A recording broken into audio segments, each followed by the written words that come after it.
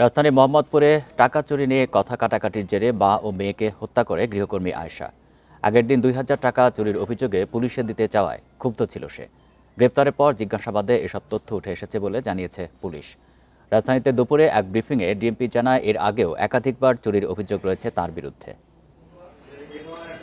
এবছরই জুলাই মাসে ৮,০০০ টাকা ও স্বর্ণের আংটি চুরির ঘটনায় আয়েশার নামে অভিযোগ করা হয়েছিল থানায়। ওই ঘটনার একটি ফোন নম্বরের সূত্র ধরে সাভার, বরিশাল এবং সবশেষ ঝালকাঠিতে অভিযান চালায় পুলিশ। গ্রেপ্তার করা হয় আয়েশা এবং তার স্বামীকে।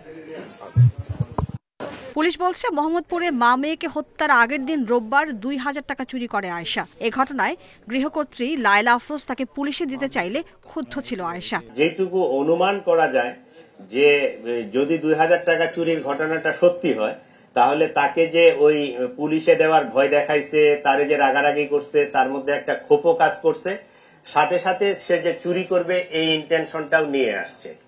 পরদিন সকালে কাজে আসার পর দুজনকে খুন করে ল্যাপটপ সহ মূল্যবান জিনিসপত্র নিয়ে পালিয়ে যায় আয়েশা। তাকে ঢাকা ছেড়ে যেতে সহায়তা করে স্বামী।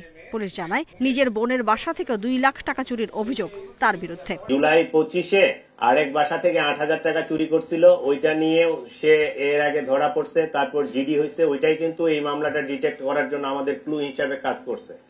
এবং সে তার বোনের বাসাও, নিজের বোনের বাসাও চুরি করছে এর আগে। সে হ্যাবিচুয়ালি এই চুরি করে অভ্যস্ত। সোমবার রাজধানীর মোহাম্মদপুরের ফ্ল্যাটে হত্যার এই ঘটনায় সেদিনই মোহাম্মদপুর থানায় মামলা করেন গৃহকর্তা বেসরকারি স্কুলের শিক্ষক আজিজুল ইসলাম। Mahmuda Moumita, independent news, Dhaka.